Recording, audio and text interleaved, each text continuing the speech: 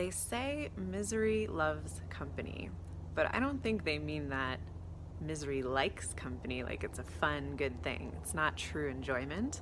I think what they mean is that misery seeks to cause misery in others in order for it not to be alone. And the reason that we do this, oftentimes, it's very subconscious. When we're feeling miserable, the worst thing that's even worse than feeling miserable, suffering and in emotional pain, is to be alone in that pain, to be left behind, to be uncared for, to be vulnerable. And so people subconsciously try to hurt others in order to cause them to feel misery as well, so that at least they're not alone in their suffering. Now, why do we do this? I mean, it's a band-aid, right? It's not a true solution. It's not deep healing. It's not actually getting better and feeling better. I like to think of it as cheap empathy, like knockoff brand crappy empathy. Because what people really want, what would be really healing for them, is to get empathy. So we seek to make someone else literally feel as bad as we feel, so that it's like empathy. Like, they are feeling what I'm feeling now. But it's not true empathy.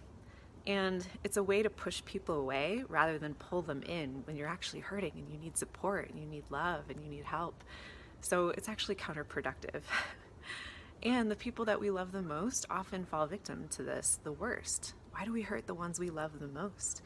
Because they're closest to us. And I think we believe that because they love us so much more than other random people in their lives, they'll be willing to put up with more of our bullshit.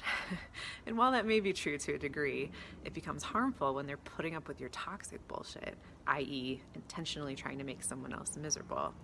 And we do this subconsciously, and I think sometimes people get a little moment of awareness, like I know I'm not treating them properly, but I can't help it. I don't know what else to do. I need attention because I'm hurting.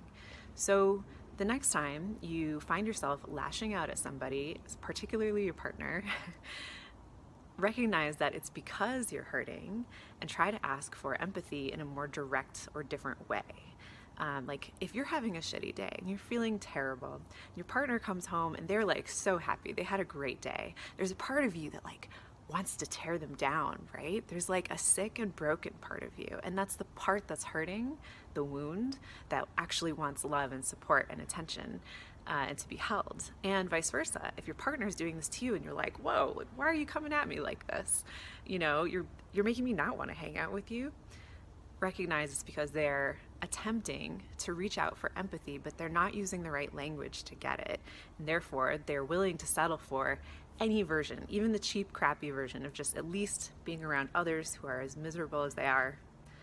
But you can do better, and you can actually do the healing right there with them in the moment when you recognize that's what's happening. So for more relationship tips like this, check out my podcast, Head Over Feels.